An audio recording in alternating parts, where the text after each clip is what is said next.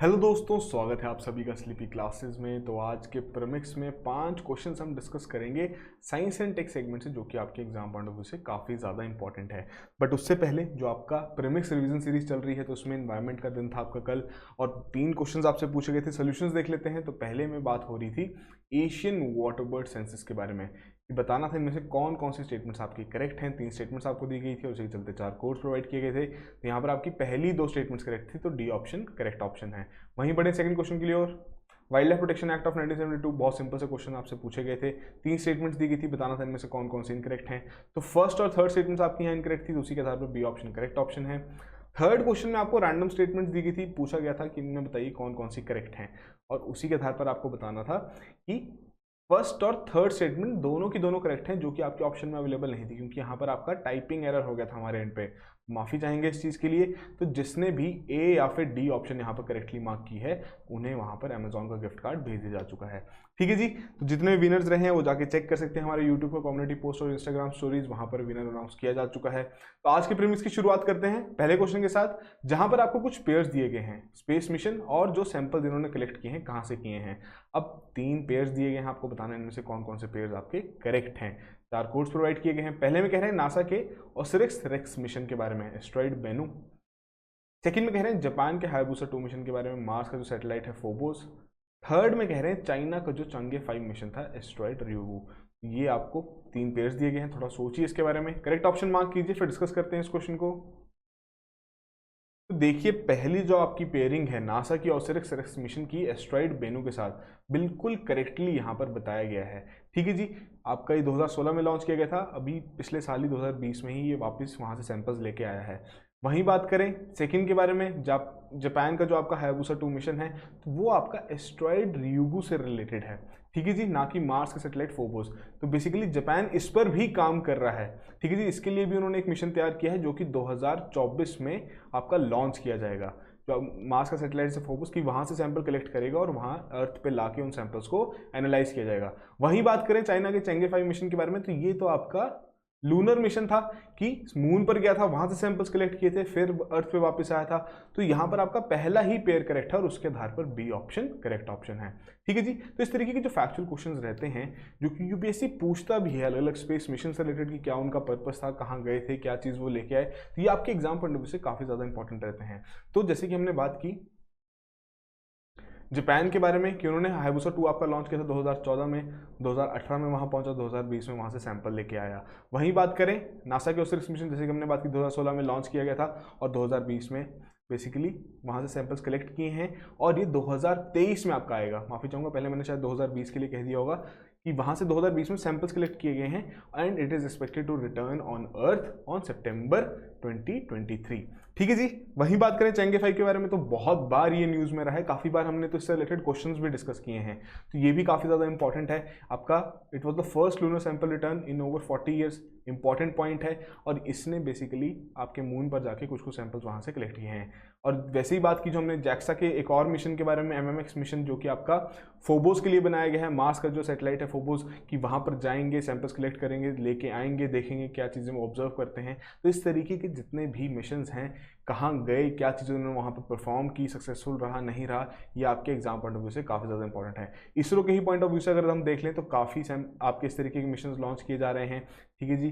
Space mission launch किए जा रहे हैं, तो सभी की डिटेल्स इसरो की वेबसाइट पर अवेलेबल है, आप क्रिस्प फॉर्मेट में वहाँ पर जाके देख सकते हैं। तो आई होप आपने इसको करेक्टली मार्क किया हो। अगले क्वेश्चन की ओर बढ़ते हैं। बात की जा रही है कि जो आपका डायरेक्टरेट जनरल फॉरेन ट्रेड है, अब उनके आधार पर पूछ रहे हैं, जो बीच सैंड मिनरल्स हैं, उसमें बेसिकली आपका सूट है 7 मिनरल्स का।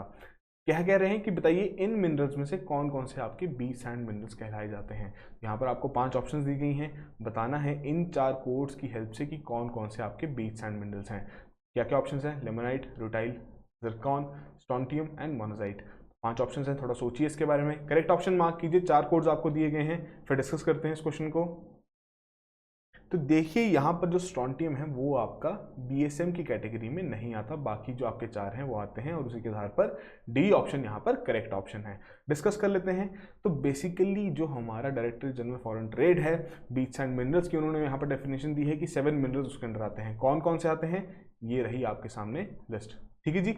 अब बेसिक सी बात करें कि क्यों ये इतना ज़्यादा इंपॉर्टेंट है, बीच सैंड मिनरल्स क्यों ज़्यादा इतने इंपॉर्टेंट है, तो वैरायटी ऑफ यूजेस हैं, हर एक मिनरल की अलग अलग यूजेस हैं। मोस्टली जो हमारी एटॉमिक एनर्जी है उसकी जो डिमांड्स हैं उसे पूरा करने में भी काफ़ी ज़्यादा ये हेल्प करते हैं। तो ये पॉइंट आपके prelims as well as mains answer writing के पॉइंट ऑफ व्यू से बहुत ज़्यादा इंपॉर्टेंट है। आप इसे ज़रूर अपने नोट्स में कंपाइल कर लीजिए। जैसे कि यहाँ पर रूटाइल और लिकोक्सिन के बारे में बात की गई है, आपके सोर्स मिनरल हैं टाइटेनियम के लिए, ठीक है जी। वहीं जिरकॉन के बारे में कहा जा रहा है कि क्लैडिंग मटेरियल की तरह यूज़ किया जाता है आपके न्यूक्लियर फ्यूल में, तो आपके पिगमेंट्स की तरह यूज़ किया जाता है सेरेमिक्स में। मोनाजाइट के बारे में कहा गया है कि थोरियम, जो कि बहुत इंपॉर्टेंट है हमारे एटॉमिक एनर्जी के लिए, थोरियम और जो रेयर अर्थ एलिमेंट्स हैं उनके लिए काफ़ी बड़ा एक सोर्स है, चीफ सोर्स यहाँ माना जाता है। गार्नेट के बारे में बताया गया है, वाटर फिल्ट्रेशन इंडस्ट्रीज होगी वहाँ पर इसका यूज़ किया जाता है। सिल्मेनाइट के बारे में कहा जा रहा है रिफ्रैक्टरीज में यूज़ किया जाता है। तो ये सारे ही जितने भी आपके इस तरीके के मिनरल्स हैं जिन्हें बीच सैंड मिनरल्स कहा जाता है, जो कि आपके कोस्टल एरिया के लॉन्ग पाए जाते हैं, तो ये आपके काफ़ी ज़्यादा इंपॉर्टेंट है इंडिया के पॉइंट ऑफ व्यू से। और इसी के चलते बेसिकली जो स्टेट गवर्नमेंट है वो वहाँ पर परमिट दे सकती है प्राइवेट कंपनीज को कि वो माइन कर सकते हैं, only if the atomic mineral in an ore is below a certain threshold. ठीक है जी, किसके आधार पर? Atomic minerals concession rules of 2016। But जो इसमें आपकी मिनिस्ट्री ऑफ माइंस है उन्होंने एक नोटिफिकेशन के आधार पर कहा कि बेसिकली जो प्राइवेट कंपनीज है अब उन पर प्रोहिबिशन लगा दी गई है कि वो आपके इस तरीके के बीच सैंड मिनरल्स को माइन नहीं कर सकते by changing the threshold limit for monazite from 0.75% to 0, कि बिल्कुल भी वहां से माइनिंग नहीं की जा सकती। ठीक है जी। तो at 13% of the world rivers reserves, India basically third largest stash है आपके बीच सैंड मिनरल्स का, एंड बेसिकली जो 6 से 7% की ग्लोबल डिमांड है उसको यहाँ पर पूरी करता है। इंपॉर्टेंट फैक्ट है, आपको किसी भी तरीके से पूछा सकता है, तो इसे अपने जरूर नोट्स में कंपाइल कर लीजिए। इंपॉर्टेंट रहते हैं इस तरीके के पॉइंट्स, खासकर science and tech as well as बाकी पॉइंट ऑफ व्यू से भी कौन सी रूल्स आपके लगाए गए थे जिसके आधार पर इस तरीके के परमिट प्रिवेल किए जाते हैं, तो ये सभी चीज़ें आपको पता होनी जरूरी हैं। तो अगले क्वेश्चन की ओर बढ़ते हैं, बट उससे पहले आप ये मैप देख सकते हैं, हालांकि इसकी क्वालिटी अच्छी नहीं है, ये आपकी वेबसाइट, सरकारी वेबसाइट से ही उठाया गया है, डायरेक्टर जनरल की वेबसाइट से ही उठाया गया है, बट स्टिल यहाँ पर आपके थोड़े पिक्सलेट हो रहा है, बट आपको एक जनरल आइडिया लग जाएगा कि कौन कौन से मिनरल्स आपके कौन कौन सी बेल्ट में अवेलेबल हैं। ठीक है जी। थर्ड क्वेश्चन की ओर बढ़ते हैं, ई वेस्ट क्लिनिक से रिलेटेड। यहाँ पर आपको कुछ स्टेटमेंट्स दी गई हैं, पूछा जा रहा है इनमें से कौन कौन सी करेक्ट हैं। 4 कोड्स आपको दिए गए हैं। तो बेसिकली पहली स्टेटमेंट में कह रहे हैं कि इंडिया का पहला ई वेस्ट क्लिनिक आपका इनॉग्रेट किया जाता हुआ है इंदौर मध्य प्रदेश में। सेकंड में कह रहे हैं कि it would enable segregation, processing and disposal of waste from both household and commercial units. Third में कह रहे हैं जो क्लिनिक की सेटअप की गई है बेसिकली वाटर एक्ट 1974 का और जो एयर एक्ट है 1981 का, उसके आधार पर की गई है। 3 स्टेटमेंट्स दी गई हैं, थोड़ा सोचिए इसके बारे में, करेक्ट ऑप्शन मार्क कीजिए, फिर डिस्कस करते हैं इस क्वेश्चन को। तो बेसिकली यहाँ पर आपकी सिर्फ सेकंड स्टेटमेंट ही करेक्ट है कि पहली बात तो इंदौर मध्य प्रदेश में नहीं, आपका भोपाल में है। ठीक है जी। और वहीं बात करें थर्ड स्टेटमेंट के बारे में, तो इन एक्ट्स के आधार पर इसकी स्थापना नहीं की गई है। किसके आधार पर की गई है अभी हम डिस्कस करेंगे। तो इस तरीके के फैक्चुअल क्वेश्चन जो कि बहुत ही इजी नेचर के रहते हैं, हम न्यूज़ में कहीं ना कहीं सुन लेते हैं, तो ये आपके एग्जाम पॉइंट ऑफ व्यू से काफ़ी ज़्यादा इंपॉर्टेंट रहते हैं। तो इंडिया का पहला ई वेस्ट क्लिनिक की उसकी इनॉग्रेशन की गई है भोपाल में, और जिसमें भोपाल का म्यूनिसिपल कॉर्पोरेशन है और जो सेंट्रल बोर्ड जो आपका पोल्यूशन कंट्रोल का बोर्ड है, उन्होंने साथ में इस पहले ई वेस्ट क्लिनिक की यहाँ पर स्थापना की है। तो बेसिकली जो आपका सेंट्रल पोल्यूशन कंट्रोल बोर्ड है उसी के बारे में बात करें तो आपकी स्टैट्यूटरी ऑर्गेनाइजेशन है जो कि ministry of environment, forest and climate change के अंदर आती है। एस्टैब्लिश की गई थी 1974 में, किसके आधार पर? Water act of 1974। और बेसिकली इसमें जो आपके एयर एक्ट 1981 के आधार पर जो पावर्स, या हम कह सकते हैं जो भी प्रोविजंस रखे गए थे उसके आधार पर जो भी कार्यक्रम किया जाना था, तो इसमें सारी पावर्स और फंक्शंस भी इस पर्टिकुलर बोर्ड को यहाँ पर दे दी गई हैं। इंपॉर्टेंट पॉइंट आपको पता होना कि दोनों ही एक्ट के आधार पर ये फंक्शन करता है। ठीक है जी। उसके बाद बेसिक से फंक्शन बताए गए हैं कि क्या क्या आपके इस बोर्ड के फंक्शंस हैं। और वहीं बात करें क्लिनिक के बारे में, तो वो आपका सॉलिड वेस्ट मैनेजमेंट रूल्स जो कि 2016 में अडॉप्ट किए गए थे उसके आधार पर उसकी स्थापना की गई है, ना कि उन 2 एक्ट्स के आधार पर। ठीक है जी। हालांकि इतना ज़्यादा फर्क नहीं होगा, बट जो आपको सॉलिड वेस्ट मैनेजमेंट रूल्स हैं वो आपके थोड़े अलग डोमेन, एक पर्टिकुलर डोमेन से रिलेटेड हैं। ठीक है जी। इंपॉर्टेंट पॉइंट्स हैं। अगले क्वेश्चन की ओर बढ़ते हैं, फोर्थ क्वेश्चन। तो यहां पर आपको 3 स्टेटमेंट्स दी गई हैं, बताना है इनमें से कौन कौन सी करेक्ट हैं। उसी के चलते 4 कोड्स प्रोवाइड किए जा रहे हैं। ब्रुसेलोसिस डिजीज से रिलेटेड आपको यहां बात की जा रही है। तो पहले में कह रहे हैं ये एक आपकी बैक्टीरियल डिजीज है जो कि मेनली इन्फेक्ट करती है डोमेस्टिक एनिमल्स को। सेकंड में कह रहे हैं कि आपके जो ह्यूमंस हैं वो इन्फेक्ट नहीं हो सकते हैं even if they come in direct contact with the infected animals. Third में कह रहे हैं कि ह्यूमन टू ह्यूमन ट्रांसमिशन आपके इस वायरस की काफ़ी ज़्यादा कॉमन पाई जा रही है। तो यहाँ आपको दी गई हैं 3 स्टेटमेंट। थोड़ा सोचिए इसके बारे में, इस पर्टिकुलर डिजीज़ के बारे में, फिर डिस्कस करते हैं।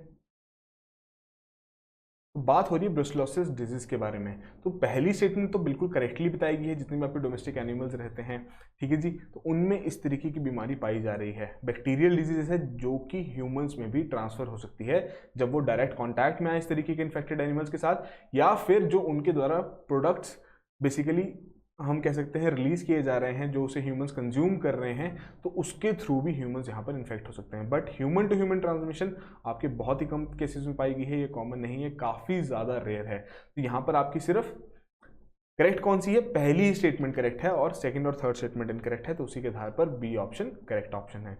ठीक है जी।